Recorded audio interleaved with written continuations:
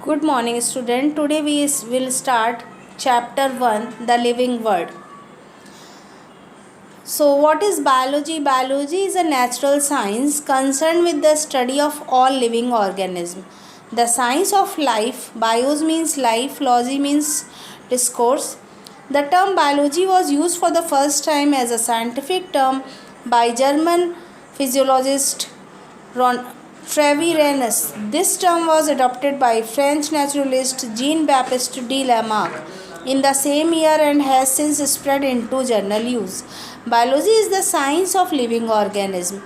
Living things for the most part fall into two general categories, animal and plant. So two major fields of biology are zoology, zoon means animal, dealing with animals, and botany. Botany means plant, dealing with plants. Microbiology is the third main branch of biology, dealing with simpler microscopic organisms. The unifying concept of biology has received greatest stimulus from the English biologist Thomas Henry Huxley. He believed that the conventional segregation of zoology and botany was intellectually meaningless. All living things should be studied in an integrated way. Huxley's approach to the study of biology is even more cogent today because scientists now realize that many lower organisms are neither plants nor animals. Example: Monera, Protista, and fungi. The limit of the science, however, have always been difficult to determine, and as the scope of biology has shifted over the years, its subject areas has been changed and recognized. Today, biology is subdivided into hierarchies based on the molecule, the cell, the organism, and the population. Molecular biology, which comprises of biophysics and biochemistry, has made the most significant contribution to modern biology. So, biology is divided into three parts: botany, zoology, and microbiology.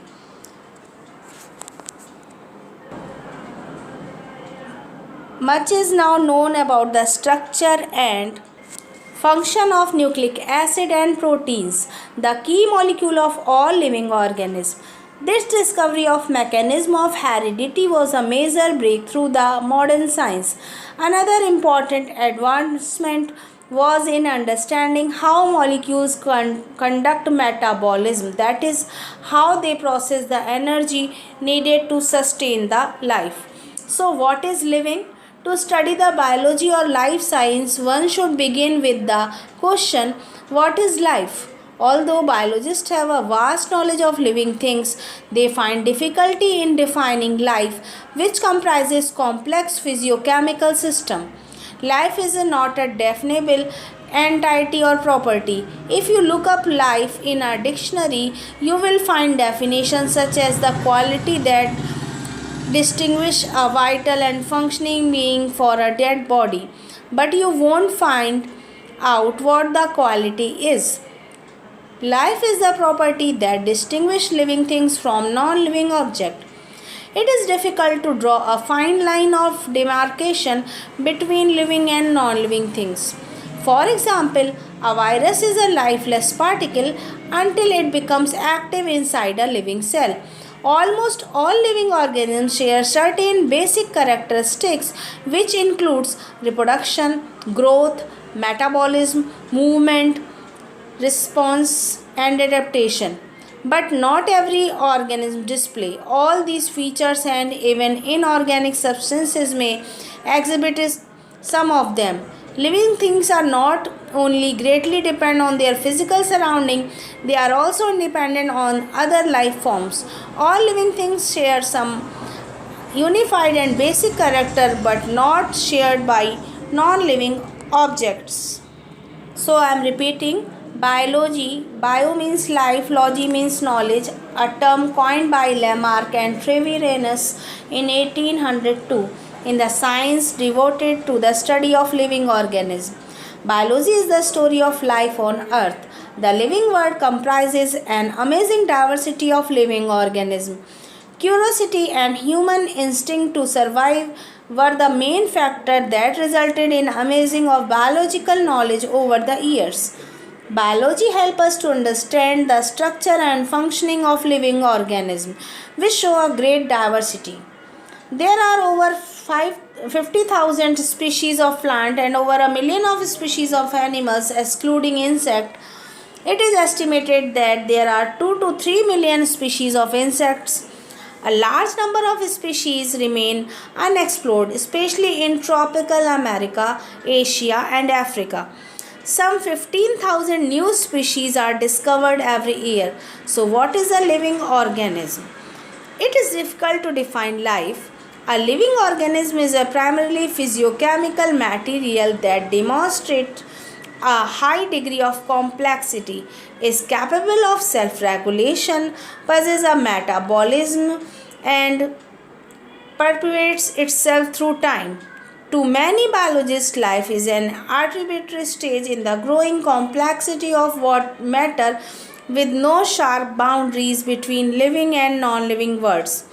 Living substance is composed of highly structural array of macromolecules such as protein, lipids, nucleic acid, and polysaccharides, as well as smaller organic and inorganic molecules. A living organism has a built-in regulatory mechanism and interact with the environment to sustain its structural and functional integrity. If we try to define living, we conventionally look for the distinct characteristics exhibited by living organisms like growth, reproduction, metabolism, development, and other characteristics of life. Let us try to understand each of these under the heading characteristics of living organism. Characteristics of living organism. Living things are highly organized. Living organisms are made up of chemicals and have a highly organized and complex structure based on organic carbon-based molecule. The structural and functional unit of an organism is a cell. Some unicellular organisms are free-living and possess a structure called organelles that allow them to self-sufficient. More complex organisms are multicellular.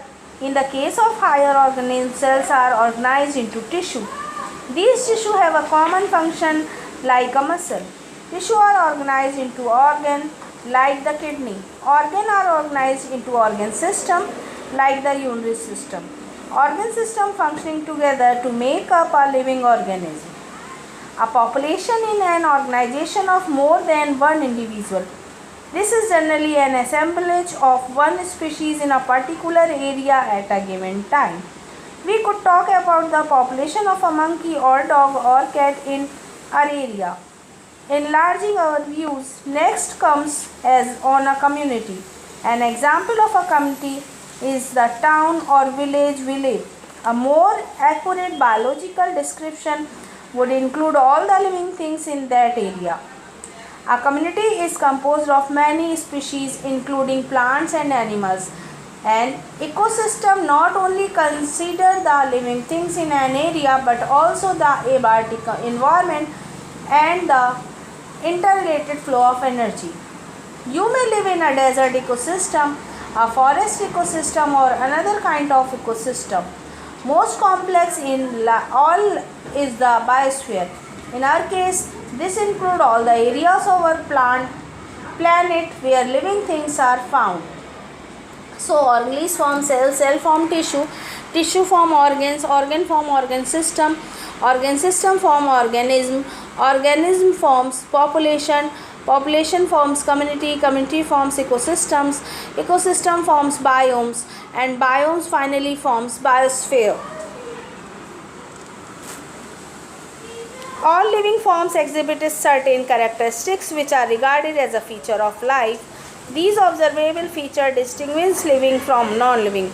So, second major character of living organism is nutrition. All living organisms need food, which is assimilated and used as a source of energy and material for living process such as growth. The living organisms either make their own food, they are known as autotroph, example green plants, or depend on others, that is heterotroph, example non-green plants and animals. Every cell of our body required food, hence it is definite property of all living beings. Next, metabolism. All plants, animal, fungi and microbes exhibit metabolism. All living organisms are made up of chemicals known as biomolecules, which are constantly being made and changed into some other biomolecule. The sum total of all chemical reaction occurring in the body is known as metabolism. The conversion of biomolecules are called chemical reaction or metabolic reactions. There are thousands of metabolic reactions occurring simultaneously inside all living organisms. Hence, metabolism is defining property of all living organisms. No non-living object exhibit metabolism.